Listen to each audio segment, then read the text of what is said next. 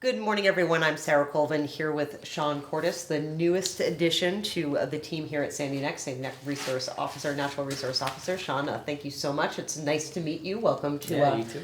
full-time staff here at the Thank town you. of Barnstable. So I'm going to talk a little bit about you in a minute, but first, Nina Coleman called us down here because we have got some baby turtles, some Diamondback Terrapins just hatched 2 days ago. Tell me a Yes. little bit about these guys and why they are in here in the garage instead of out there in the wild. Yeah, so the Diamondback Terrapin is a species of turtle that lives here, specifically in the marshes, Barnstable Great Marsh out by Sandy Neck Beach.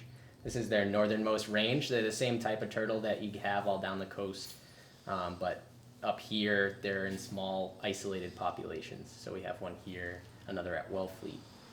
They're listed in the state of Massachusetts as threatened. There's a number of reasons for that. One of the main reasons was actually back in the 1800s into the early 1900s. They were popular for food, making turtle soup. It was sort of a delicacy, and they were hunted down. And, My goodness. But not anymore. Not anymore. So it's illegal to take any Diamondback Terrapins in Massachusetts for any reason, because they are now protected, and they've. No. So I was going to say, so these guys were found. Their nest was pretty much on the marsh trail. So the reason they're Yes. in here is so that Yes. they don't get run over So, by a truck. During our work monitoring the Diamondback Terrapins that nest out here, some of them happen to lay their nests directly in the marsh trail. It's not a very active road, but it is still used by property owners that have to access their property. And so they would otherwise be run over and probably be unviable. So these nests are taken, they're relocated to a new area, and they're monitored. And when they hatch out, these get distributed out to schools and other organizations who can raise them throughout the winter and give them, we sort of give them a head start, a much better chance at survival. They're going to end up being about the size of a 3-year-old turtle by the early summer.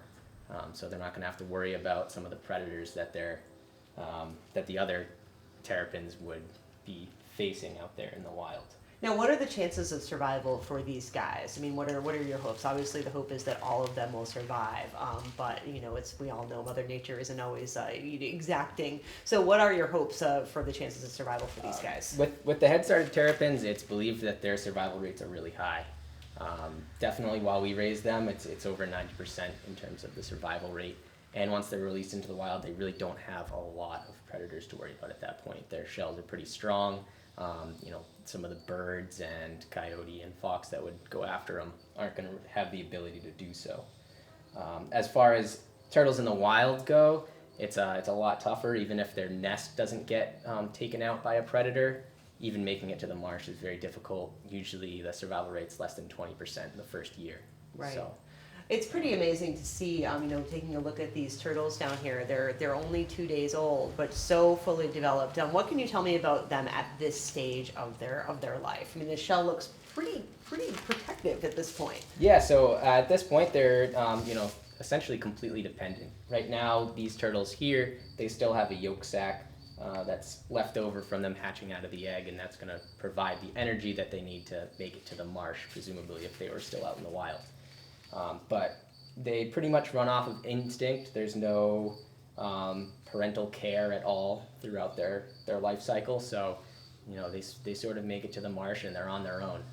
Which is pretty amazing. And that's when the mother turtle lays the eggs in a nest and then just kind of vacates, right? Yep. And they are, when they hatch, they are by themselves, and it's fend for yourself, all 100% instinct, which is amazing. Yeah, it's pretty incredible. It's definitely an older style technique, very ancient, and they actually rely on heat from the sun that radiates into the sand. That's what incubates the nest, and that's what sort of maintains their ability to grow and hatch out.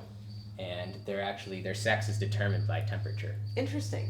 Yeah. Interesting. It's so fascinating to me how nature works. So the turtle The fact that if you look really closely on their nose, they have that sharp white point. Oh yeah. And that's their egg tooth. So that's what they use to break out of the egg. A lot of reptiles have it. A lot of birds have it. It's another one of those sort of old evolutionary traits. What's so cool is it just looks like a little turtle. Yeah. It doesn't really change at all as it Yeah, gets they bigger. don't- It just there's not much more to them other than growing in size. The most crucial part at this point in life is the fact that even though their shell is essentially fully developed, it's very soft still at this point. So as they grow and they start feeding, they'll that shell will harden up. What do you feed a baby turtle? So what we feed the turtles is just a sort of dry food mix that gives them all the essential nutrients and proteins and vitamins that they need.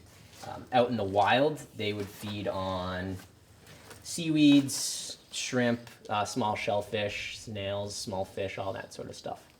Whatever they can find. Yeah, exactly. They're in their own sort of micro habitat. They're top of the food chain out in the marsh. So That's good. Yeah. And how long does it take for them to reach maturity? So anywhere from 8 to 10 years. And they can still continue to grow beyond that point, but sexual maturity is around 8 to 10 years. And then how long do they live overall? And they can live, I don't know the exact ages, but upwards of 60 years, definitely. Wow. So That's amazing. Yeah. Now, is it a trait of the juvenile Diamondback Terrapin to have that raised middle part of their shell? So that's actually, all of the terrapins have that. It's sort of partially how they get their name. You can see on their scutes as well. But yeah, they all have that sort of sharpened ridge. It's definitely more pronounced as a juvenile. So cool. And do the patterns in here, do they differ from turtle to turtle, kind of like snakes? Yeah, they'll vary, and the patterns on their skin especially. You'll really start to see as they get larger and they develop that each one, the patterns on their face and their neck are very, very different and very unique.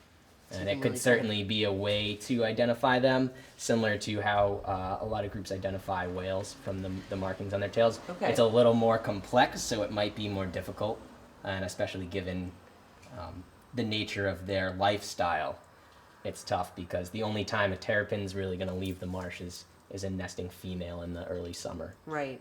Now, do they swim in the water at all, or is it they mostly kind of stay in the sand and in the marshy Yeah, so areas? they'll when they're feeding, that's where they do most of their hunting is in the water and a lot of those marsh pans and in the creeks and streams. So if you look, you can see they have a webbed Yes. foot with claws. So over winter, they'll dig down into the mud and the peat of the marsh, and they'll go into what's called brumation, which is basically the reptilian version of hibernation. They sort of slow down their heart rate and all of their body functions and don't exert much energy, and they just stay insulated from the So the turtle program, Sean, is what brought you here to the town of Barnstable and here to Sandy Neck. Yes. You're full time here. So tell me a little bit about your history with the turtles and your hopes for what you're going to do now that you're working in what I think is the best office in the town. Oh, definitely. So yeah, I started here in 2013 as the turtle monitor, specifically working with the Diamondback Terrapin out here. It's a pretty great program. It was started because of the fact that these are threatened turtles. This is sort of one of their last remaining populations here in Massachusetts. And so we've been working to sort of protect them. We mentioned earlier that they were hunted for a while, and that really sort of depleted populations. Habitat loss has been a big issue for them. And even though they're protected now, they still face a lot of issues from things like predators, especially here on Sandy Neck. The coyote is one of their worst predators. So another sort of important aspect of the program is going out and tracking these turtles when they're nesting, finding out where their nests are specifically, and putting a plastic turtle or a milk crate on top of that, which acts as an exclosure for predators. So it prevents anything from trying to dig in there and take out their nests. So survival rates when they hatch out, even if they make it to that point, it's probably less than 20%. Before that, we had a lot of issues with coyotes taking the nests out and destroying them before they even had the ability to hatch. So that's definitely been another huge aspect of the program in terms of conservation. And so that teamed up with the Head Start program is what we're working with primarily right now to protect the species and restore the population at Sandy Neck. Sure, and when after they've grown up through that head start, they get released back here at Sandy Neck. Is there any way to kind of watch and track them to make sure that they're surviving and thriving? So as of right now, we don't have anything specifically. There are definitely ways to do that. One of the easiest ways would be to notch the turtles before they hatch out. Unfortunately, when they are so small like that, they can actually grow and those notches can fade out pretty fast. But hopefully we have plans in the future to do mark recapture studies and try and get that going. What will be interesting is pretty soon here, this program's been going on for the last 8 to 10 years or so, and that's about the time it takes for a terrapin to reach sexual maturity. So the next few years should be very exciting to see if that is making a direct impact on populations, on the number of nests laid. Absolutely. So. Always so fascinating to see the turtles and to watch the population get stronger out here on Sandy Neck. Well, Sean, I really appreciate you taking the time to tell us a little bit about these guys, and I wish them luck, and I wish you luck, and hopefully we'll talk with you again sometime soon. Sounds good. Thank you very so much. Thank you. Sean Kortis is the newest member of the Sandy Neck team, Natural Resource Officer for Barnstable This Morning. I'm Sarah Colvin.